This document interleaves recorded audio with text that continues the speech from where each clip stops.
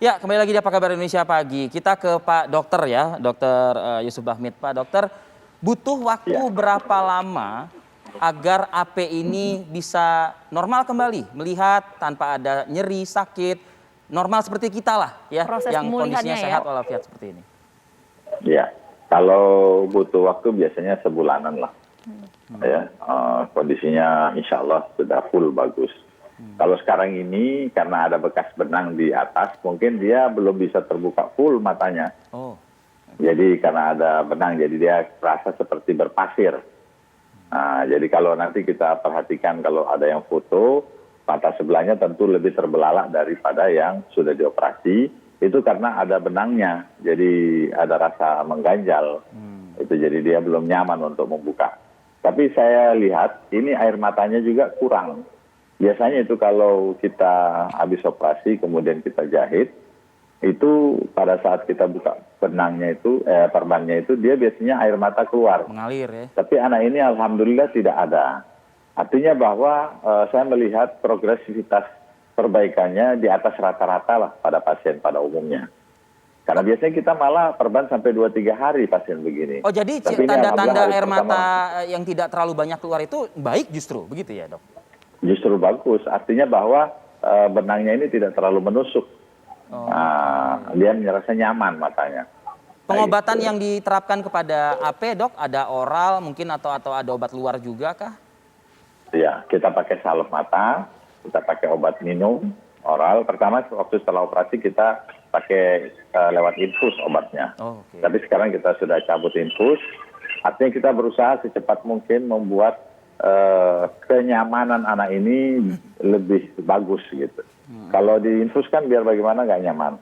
Jadi kita cabut infusnya, perban cuma 1 hari. Artinya kita mendukung sekali supaya anak ini betul-betul recovery-nya cepat.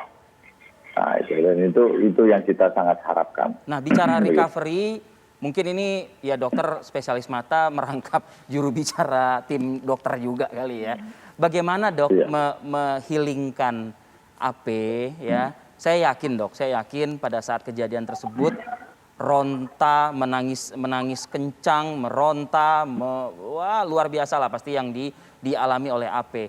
Nah, meskipun pelayanan medis saat ini di rumah sakit baik, jauh dari baik lah bisa dikatakan seperti itu, tapi kan penanganan itu tetap harus ada. Bagaimana dok menyikapinya? Iya, kalau untuk healing kita ada kalau di saya juga kecuali dokter mata kita biasa ke tempat-tempat bencana. Jadi saya biasa untuk terapi healing juga anak-anak. Kemarin kita sudah mulai pagi-pagi. Kita juga ada konsultasi ke dokter psikiatri untuk supaya dia tidak di awal-awal dia masih meronta. Ya, jadi awal-awal itu dia tidak bisa lihat ibu-ibu yang usia-usianya seperti ibunya. Dia lebih suka lihat anak-anak muda gitu kan. Mungkin sama seperti saya juga itu. Ya. Jadi kemudian dengan pengobatan yang kita lakukan, kemudian di healing, jadi ada beberapa tim-tim juga anak dari psikolog datang untuk melakukan healing. Ini sementara selalu ada pendampingan ya, kecuali oleh keluarga korban yang masih bagus sayang sama ini anak. Kita juga ada pendampingan dari anak-anak psikolog. Jadi ada anak main, ada keluarganya juga didatangkan supaya cepat recovery, healing mentalnya ini cepat terrecover dengan bagus. Baik begitu. dokter, saya mau ke Ya. Pak Kasat kalau gitu. Pak Kasat, kalau tadi saya ingin tanyakan apa yang kemudian ditanyakan oleh Mas Bayu.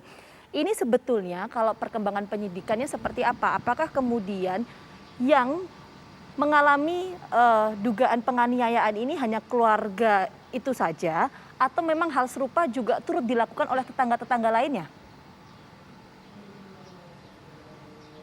Oh ya, Mbak Gina, untuk laporan yang kami terima ini adalah laporan khusus penganiayaan anak yang korbannya terhadap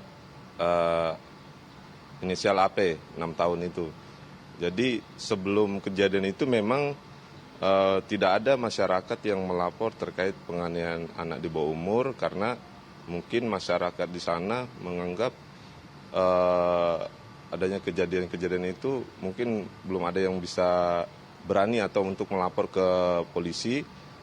Pada saat awal kejadian itu kan motif dari kejadian ini berdasarkan pemeriksaan saksi-saksi dan kita interogasi beberapa keluarga yang terkait yang ada di dalam pada saat kejadian.